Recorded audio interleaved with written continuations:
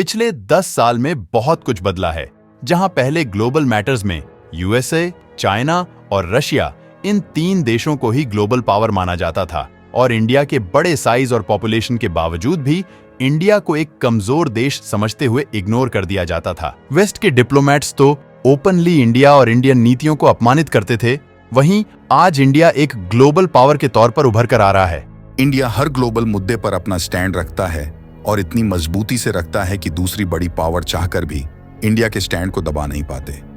अब जियोपॉलिटिक्स में भी इंडिया और इंडिया के स्टैंड काफी मैटर करते हैं और दूसरे बड़े देश इंडिया से अच्छे स्ट्रैटेजिक रिलेशंस बनाने की ताक में रहते हैं। ये बदलाव काफी हद तक आया है। इंडिया की फॉरेन मिनिस्ट्री के कारण, जिसकी कमान 2019 में डॉक्टर एस जयशंकर को सौंप दी गई थी। दोस्तों, आज दुनिया के नक्शे पर भारत की एक अलग पहचान है। ये भारत की विदेश नीति का ही कमाल है कि आज दुनिया के अधिकतर देशों के साथ भारत के संबंध सौहार्दपूर्ण हैं। भारत की विदेश नीति को नई ऊंचाइयों पर ले जाने का काम किया डॉक्टर एस जयशंकर ने, जो हमारे देश के विदेश मंत्री हैं। जब भी हम विदेश मंत्रियों की बात करते हैं, उसमें डॉक्टर एस जयशंकर का नाम जरूर आता है। उनसे पहले देश के जो भी विदेश मंत्री रहे, वे किसी को याद हों या ना हों, लेकिन डॉक्टर एस जयशंकर ने अपने छोटे से कार्यकाल में जो उपलब्धियां हासिल कर ली हैं, वह अविस्मरणीय है। और इसकी सबसे बड़ी वजह उनके सोचने का तरीका और समस्याओं को कूटनीतिक रूप से हल करने की उनकी क्षमता है। पिछले कुछ सालों से भारत की विदेश नीति में जो कायापलट हुआ है, वह सराहनीय है। लेकिन इसकी शुरुआत कहां से हुई और डॉक्टर एस जयशंकर कैसे इस मुकाम तक पहुंचे? भारत के विकास में उन्होंने कब और कैसे अपना महत्वपूर्ण योगदान दिया? आज की इस वीडियो में हम डॉक्टर एस जयशंकर के उस सफर के बारे में बात करेंगे। तो चलिए शुरू करते हैं। दोस्तों, एक ब्यूरोक्रेट के रूप में प्रसिद्ध डॉक्टर सुब्रमण्यम जयशंकर का जन्म 9 जनवरी 1955 को नई दिल्ली के एक तमिल परिवार में हुआ। उनके पिता स्वर्गीय कृष्णास्वामी सुब्रमण्यम तिरुचिरापल्ली आईएएस बैच के टॉपर थे। एस जयशंकर की तरह ही इनके पिता का कैरेक्टर भी काफी इंटरेस्टिंग है। इनके पिता डॉक्टर कृष्णस्वामी सुब्रमण्यम एक आईएएस ऑफिसर रह चुके हैं।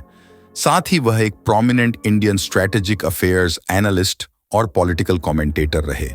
उनका इंडियन सिक्योरिटी, कारगिल कमिटी और न्यूक्लियर पॉलिसी मेकिंग में बहुत मेजर कंट्रीब्यूशन था और इसीलिए उन्हें architect of Indian nuclear doctrine भी कहा जाता है।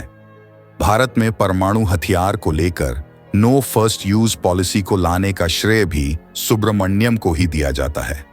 डॉक्टर एस जयशंकर की माता सुलोचना जयशंकर पॉलिटिकल साइंस में पीएचडी थी। इसके साथ ही वह जानी मानी तमिल भाषा की विद्वान भी थी। सुब्रमण्यम जयशंकर ने अपनी प्राइमरी एजुकेशन की शुरुआत एयरफोर्स स्कूल दिल्ली कैंट से की थी। इसके बाद उन्होंने दिल्ली के ही सेंट स्टीफन कॉलेज से केमिस्ट्री में ग्रेजुएशन करी। क्योंकि जयशंकर के पिता देश की सर्विस में इंपॉर्टेंट पोजीशंस पर काम करते थे, इसलिए जयशंकर का भी इंटरेस्ट फील्ड में बढ़ना स्वाभाविक था। वह कॉलेज में फॉर्मल तो केमिस्ट्री की पढ़ाई कर रहे थे, पर अक्सर वह खुद को पॉलिटिक्स से रिलेटेड आर्टिकल्स कंज्यूम करते पाते थे। यही इंटरेस्ट इतना बढ़ गया कि अब ये एक पर्सनल कॉन्फ्लिक्ट में पड़ गए। अभी इनके अर्ली का समय था। परिवार वाले चाहते थे कि केमिस्ट्री में ग्रेजुएशन के बाद जयशंकर केमिस्ट्री में ही पोस्ट ग्रेजुएशन भी करें और फिर इसी फील्ड में जॉब ले लें। लेकिन सुब्रमण्यम जयशंकर के मन का रुझान पॉलिटिकल साइंस की तरफ था। फैमिली प्रेशर में डॉक्टर एस जयशंकर ने मास्टर्स इन केमिस्ट्री में एडमिशन ले लिया, पर वह ज्यादा वक्त तक अपने मन की आवाज को दबा नहीं सके और अपने कॉन्फिडेंट स्टाइल में उन्होंने इस कोर्स को बीच में ही छोड़ दिया और मास्टर्स इन पॉलिटिकल साइंस में एडमिशन ले लिया। इसकी पढ़ाई करने के लिए उन्होंने दिल्ली के जवाहरलाल नेहरू यूनिवर्सिटी को चुना।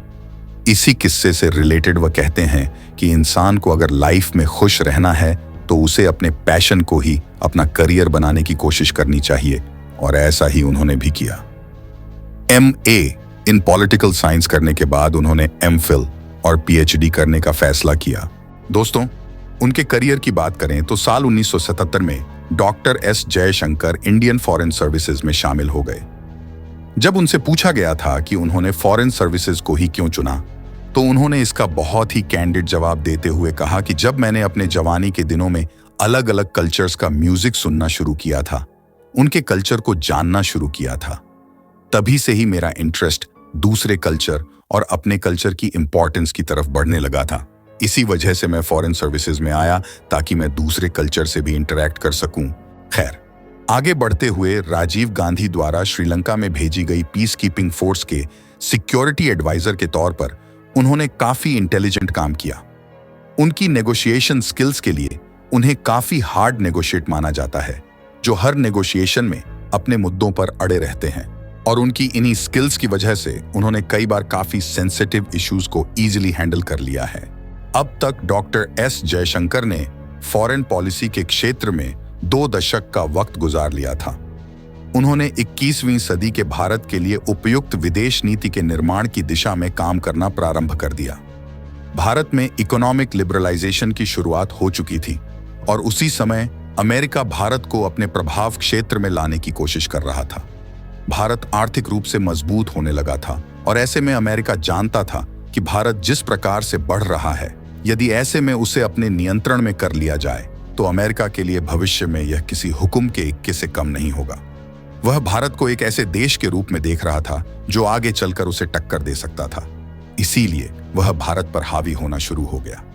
अमेरिका की इस चाल को डॉक्टर एस जयशंकर पहले ही समझ चुके थे और इस खतरे का मुकाबला करने के लिए डॉक्टर एस जयशंकर ने समान विचारधारा वाले उन सहयोगियों के साथ संबंधों को मजबूत किया जो भारत की सहायता कर सकते थे, लेकिन साथ ही संयुक्त राज्य अमेरिका के साथ अच्छे संबंध बनाए रखना भी एक व्यावहारिक आवश्यकता थी। फिर 2004 में doctor S Jaishankar as a joint secretary Delhi पहुंचते हैं, जहां उन्होंने तत्कालीन प्राइम मिनिस्टर मनमोहन सिंह के साथ मिलकर यूएस न्यूक्लियर डील साइन करवाई थी। जिस समय यूएसए के प्रेसिडेंट किसी भी इंडियन डिप्लोमेट से बात तक नहीं करना चाहते थे, उस समय उनसे न्यूक्लियर डील जैसे सेंस उस पर नेगोशिएट करना आसान काम तो नहीं रहा होगा, पर उनकी हार्ड नेगोशिएशन स्किल्स यहां बहुत ज्यादा काम आई और उन्होंने इस डील को एग्रीमेंट तक पहुंचाया, जो कि अपने आप में एक बहुत बड़ी बात है। उनकी जिंदगी में सबसे बड़ा टर्निंग पॉइंट 2009 के दौरान आया था। दरअसल साल 2009 से 2013 तक पूरे 4 साल वह चाइना में इंडिया की एम्बेसी में एम्बेसडर ऑफ इंडिया पोस्टेड थे। चाइना जैसी सेंसिटिव कंट्री में अपने 4 साल के कार्यकाल के दौरान उन्होंने कई इंडो चाइना इश्यूज को सुलझाया है। उनके कार्यकाल के दौरान चाइना लद्दाख रीजन से डेपसांग वैली तक रोड बनाने वाला था, लेकिन वह डॉक्टर एस जयशंकर ही थे जिनकी डिप्लोमेटिक टैक्टिक्स की वजह से चाइना ने अपने कदम पीछे लेकर रोड बनाने का काम रोक दिया। उनकी इस पोस्टिंग के बाद साल 2013 के लास्ट में ही उनकी पोस्टिंग यूएस में इंडिया के एम्बेसडर के तौर पर हुई। इस दौरान उन्होंने ही तब के गुजरात के सीएम और आज के पीएम नरेंद्र मोदी की यूएस विजिट रेंज कराई थी। जयशंकर सितंबर 2014 में भारतीय प्रधानमंत्री नरेंद्र मोदी की संयुक्त राज्य अमेरिका की पहली यात्रा की योजना बनाने, उनके आगमन पर उनका स्वागत करने और भारतीय अमेरिकी समुदाय के सदस्यों के लिए उनके सम्मान में रात्रि भोज की मेजबानी करने में शामिल थे, जिसमें उन्होंने कई इंपॉर्टेंट डिप्लोमेट से नरेंद्र मोदी की मुलाकात कराई। कहते हैं कि इसी मीटिंग के दौरान डॉक्टर एस जयशंकर मोदी जी की नजरों में आ गए थे और नरेंद्र मोदी उनके काम करने के तरीके से काफी इंप्रेस हुए थे। इसके बाद साल 2014 में बीजेपी की सरकार आती है और एस जयशंकर को यूएसए से इंडिया वापस बुला लिया जाता है और सरप्राइजिंग उनके रिटायरमेंट के सिर्फ 2 दिन पहले ही उन्हें 2 साल के लिए फॉरेन सेक्रेटरी की पोस्ट दे दी जाती है। 31 जनवरी 2015 को उनकी रिटायरमेंट डेट थी और 29 जनवरी 2015 को उन्हें 2 साल के लिए फॉरेन सेक्रेटरी बनाया गया था और उनके इस कार्यकाल के खत्म होने के बाद भी उन्हें 1 साल का एक्सटेंशन दिया गया। एक्सटेंशन की लिमिट खत्म होने के बाद साल 2018 में doctor S Jaishankar diplomat retire हो गए, लेकिन उन्होंने अपना काम नहीं छोड़ा। उनके स्कूलिंग पीरियड में उन्हें टाटा ग्रुप का ग्लोबल कॉर्पोरेट ऑफिसर बनाया गया, लेकिन उनकी डिप्लोमेटिक स्किल्स और इंटेलिजेंस की असली जरूरत इंडियन पार्लियामेंट में ज्यादा थी, जहां वह और बड़े लेवल पर इंडिया के डेवलपमेंट के लिए काम कर पाए। फिर साल 2019 में जब फिर से बीजेपी की सरकार आई, तो इस बार कैबिनेट ने उन्हें गुजरात की सीट से मेंबर ऑफ पार्लियामेंट बनाकर डायरेक्ट एक्सटर्नल अफेयर्स मिनिस्टर के पद पर अपॉइंट कर दिया। बड़ी बात तो यह है कि अब तक कोई भी diplomat directly external affairs minister जैसी बड़ी पोजीशन पर नहीं बैठा और उनकी अपॉइंटमेंट से ऑपोजिशन के लीडर्स भी खुश थे, जो एस जयशंकर की काबिलियत दर्शाता है। उनके इन्हीं कामों को देखकर साल 2019 में उन्हें इंडिया का 4th highest civilian award Padma Shri से भी नवाजा गया। एस जयशंकर ने अपनी किताब भी लिखी, दिंडिया वे, जिसको 2020 में रिलीज किया गया। इसके तीसरे chapter Krishna choice strategic culture of rising power में उन्होंने कुछ बड़े ही इंटरेस्टिंग कोट्स लिखे हैं। वो लिखते हैं कि nation not honour its past, no future, no matter how difficult common sequence, are we not runway from responsibility. ये बातें उनका भारत के इतिहास और भारत की सोच में विश्वास दिखाता है। इसके अलावा हाल ही में एस जयशंकर मीडिया में बढ़ चढ़कर चर्चा का विषय बने हुए हैं और इसकी वजह यह है कि यूक्रेन रशिया से जुड़े मुद्दों पर यूरोप और वेस्ट इंडिया पर प्रेशर बना रहे थे। तब डॉक्टर जयशंकर ने बहुत ही क्लियरली यूरोप की हिपोक्रेसी को पॉइंट आउट करते हुए इंडिया का एक स्ट्रांग और कॉन्फिडेंट स्टैंड आगे रखा। यह इतिहास में पहली बार हो रहा है जब भारत की विदेश नीति इतनी मजबूत है। आज के समय भारत में अपनी विदेश नीति से अमेरिका और यूरोप के कई बड़े देशों को चित कर दिया है।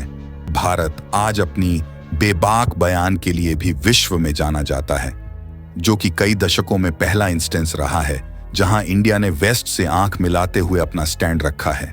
डॉक्टर एस जयशंकर का कहना है कि पुराना इंडिया बदल रहा है। जैसे जैसे मॉडर्नाइजेशन हो रहा है वैसे वैसे इंडिया भी स्ट्रांग हो रहा है, जिसकी वजह से इंडिया अब म्यूचुअल रिस्पेक्ट डिमांड करता है। दुनिया के कई सूडो इंटेलेक्चुअल्स को डॉक्टर एस जयशंकर और इंडिया की यह पोजीशनिंग रास नहीं आ रही है, लेकिन आपका एस जयशंकर और उनके काम के तरीके पर क्या ओपिनियन है, हमें कमेंट्स में जरूर बताइएगा। धन्यवाद।